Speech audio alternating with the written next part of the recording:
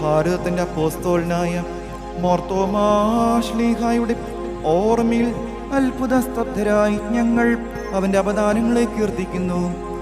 കർത്താവിൻ്റെ സ്വർഗാരോഹണത്തിന് ശേഷം സുവിശേഷ പ്രചാരണത്തിന് ശ്ലീഹന്മാർക്ക് ലോകത്തിൻ്റെ ഓരോ ഭാഗങ്ങൾ നിശ്ചയിക്കുന്നതിനായി ചീട്ടിട്ടപ്പോൾ ഇന്ത്യയിലേക്ക് വരുവാൻ മാർത്തോമാ ശ്ലീഹായ്ക്ക് നിയോഗം ലഭിച്ചു.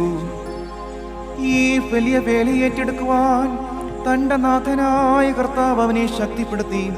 ഗോണ്ടഫോറസ് രാജാവിന് കൊട്ടാരം പണിയുന്നതിനുള്ള ശില്പിയായി ഞങ്ങളുടെ ദേശത്ത് എത്തി.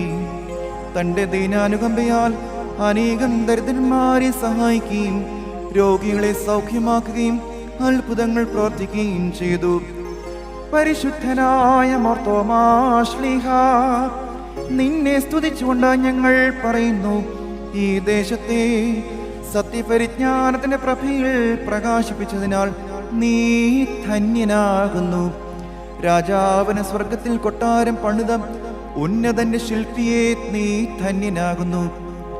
സത്യവിശ്വാസത്തെ നിർഭയം ഏറ്റുപറഞ്ഞ മാർത്തോമാ ശ്ലീഹാ, നിന്റെ നാഥന്റെ സാദൃശ്യത്തിൽ പിലാവിൽ കുത്തുകൊണ്ടതിനാൽ നീ ഭാഗ്യവാനാകുന്നു.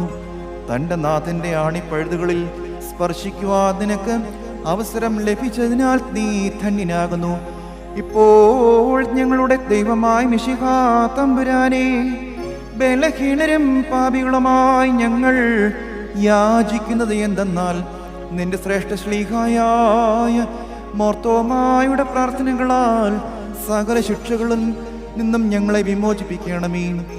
ഞങ്ങളെ അലട്ടുന്ന പിശാചുക്കളിൽ നിന്നും പൈശാചിക സ്വാധീനങ്ങളിൽ നിന്നും ഞങ്ങളെ രക്ഷിക്കണമേ. മാർത്തോമായുടേതുപോലെ അനുകമ്പയുള്ള ഹൃദയം ഞങ്ങൾക്ക് നൽകണമേ. ആ പിതാവിന്റെ പ്രാർത്ഥനയാൽ നിന്റെ സഭയിൽ സമാധാനം വാഴണമേ. യുദ്ധങ്ങൾ ശമിക്കുകയും രാജ്യങ്ങൾ പരസ്പര സ്നേഹത്തിൽ വസിക്കുകയും ചെയ്യണമേ.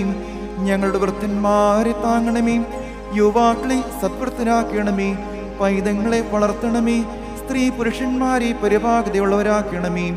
ഞങ്ങളുടെ വാങ്ങിപ്പോയവരെ ഇമ്പമുള്ള വാസസ്ഥലങ്ങളിൽ പാർപ്പിക്കണമേ.